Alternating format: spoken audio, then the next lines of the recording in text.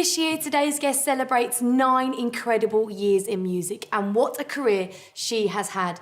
11 top 10 UK singles, 3 #1 UK albums, 4 outstanding sold-out UK tours, 3 Brit Awards, a Golden Globe and 6 Grammy Awards, all deserved in their own right. She is one of the hardest working women in music, and the wait is finally over, guys, because she is back with a brand new single here on Chart Show TV to talk about. Please welcome pop icon Lady Gaga. Oh my gosh, Hello. That introduction, thank you. Oh, you are more than welcome, please. Welcome to Chart Show TV, Lady Gaga. Thank How are you. I'm wonderful. How are you doing? I'm very well, thank you, very well.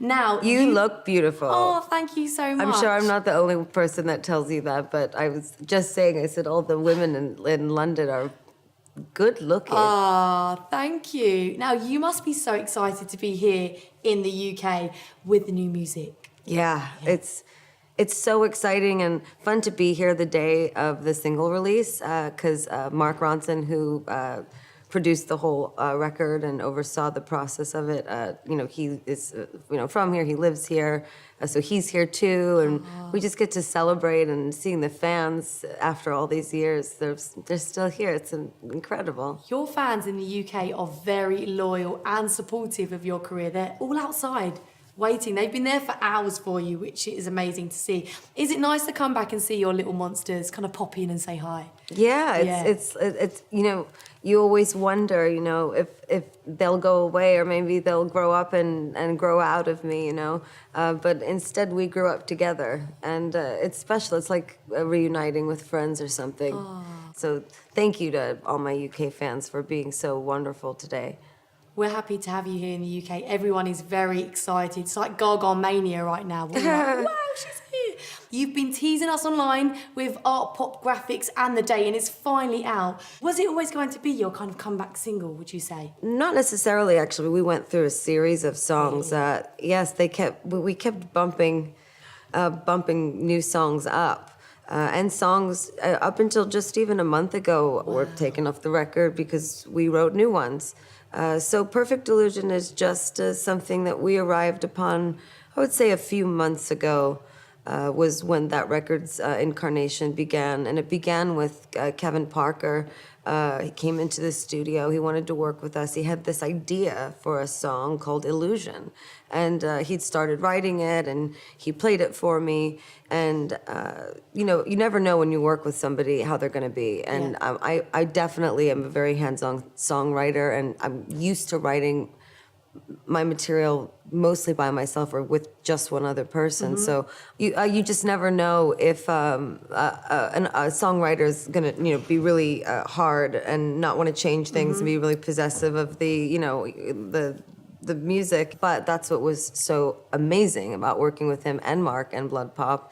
If they didn't like something that I came up with, they told me, and vice versa, and we just kept going until we all really loved it.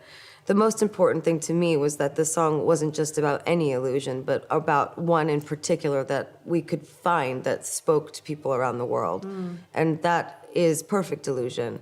In our philosophy in making the song, not just thinking about relationships, but also about the world and how it's difficult to connect when there's so much that's being filtered and altered. And it's quite scary. It's hard to know who you're going to meet. If you meet someone online and it's catfish. You see them in the flesh, and you're like, oh, you don't look like that. Right, or maybe even everything, not just how you look, but your character, your interests. And then are we also then going out in public and trying to be what we have created of ourselves online? Mm-hmm. So the record has a couple different layers in that way. It's genuine, it's relatable, and it's anthemic. Thank you. I can go on. It's amazing to hear on the radio, actually. When I heard it, I was like, whoa. That was really crazy this morning, hearing it on the radio for the first time. It sounded great. It was like, boom, whoa, like, she's back. Wow. Thank you. You had to kind of take a moment. Now, people love your music videos because every time we watch them, we get excited, we get creative. What can you tell us about this new video for Perfect Illusion? I made the Perfect Illusion video with Ruth Hogben, who's been a friend of mine and a brilliant artist, photographer, filmmaker. I've known her for years. I did work with her, with Nick Knight. she's incredible, and she came up with the concept for this video with the team, and as well as Brandon Maxwell, he's my stylist, but he's also, we all work together creatively on things, and I also was involved in the conception of the video, but this was her brainchild. In the video, what I would say is you are right there in it with me as a human being. And I just wanted to sing the song and perform the song and let any sense of selling or trying to impress completely fade away. I wanted to be the antithesis of A Perfect Illusion. And I find the energy in the video with the fans to be explosive. And on the set, watching them transform, nobody had their cell phones, so we basically had a party in the desert, and everybody was listening to the song over and over again and dancing, and Mark and Kevin are crowd surfing, and I'm whipping a microphone around my head, and we were really just connecting with one another and having a great time. And this video is very much about being grounded, even if you're angry, even if you have rage, that it's okay to embrace that and just let loose, I'm over the show. At least now I know it wasn't love. It's a total release, and it was really, really fun to make. Do you get nervous when you release new material to the world, because you've been working on that for a very long time? There is an element of pressure for sure, and nervousness, but I have to say that because I took the last 3 years to recalibrate my soul and myself, and started writing songs 2 years ago, then began working with Mark, and had over 6 months to 2 years essentially to make a record. I felt less nervous. I felt like I've had the time I needed to make something I really believe in, that I love. It's so weird, I told somebody today, it's last night, and just weeks leading up till now, I think I haven't really thought once about, what, if this song was going to be big or not. And it's because the focus has just totally been on making it as great as we could that I sort of just forgot.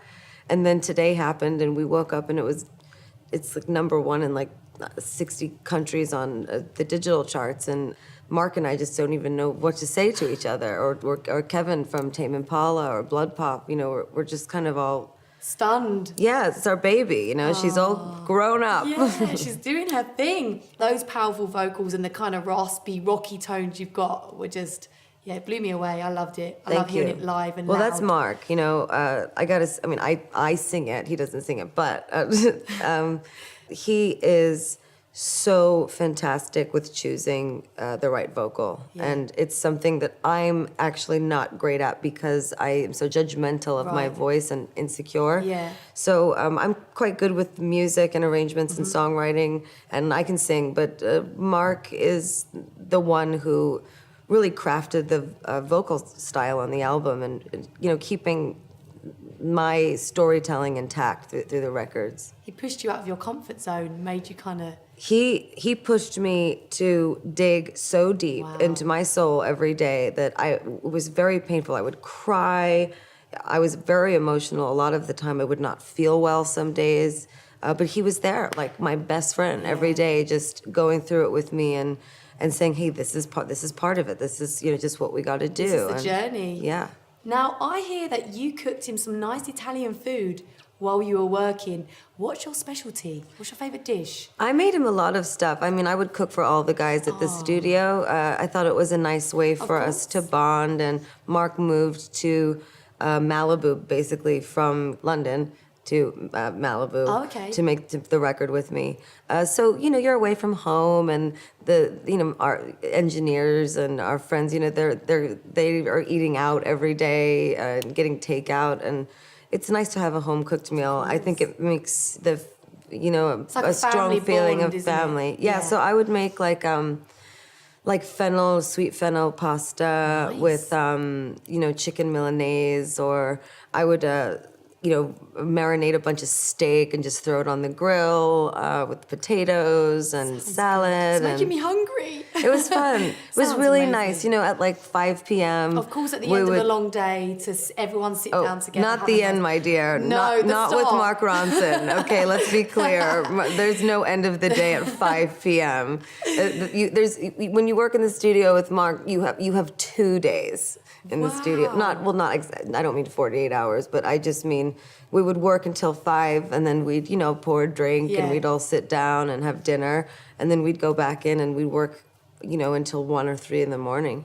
Thank you so much for that chat. Thank you, darling. darling. It's been so much fun. We are excited to have you back here in the UK. Thank you. Good luck with the brand new album when it comes, and hopefully come back for a UK tour, because we want to see you live again. And I want to perform live for you. Perfect. Well, thank you again. Now, we're going to quickly sign out with one of your classics. Would you like Just Dance, Paparazzi, or Poker Face? Paparazzi. Such a good song. Such a good video. Thank you. Here it is, Paparazzi. Lady Gaga, enjoy. Thank you.